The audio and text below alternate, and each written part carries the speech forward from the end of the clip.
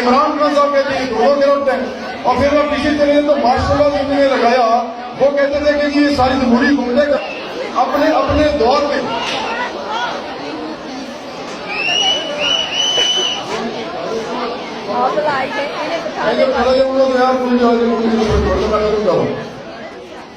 Imran Khan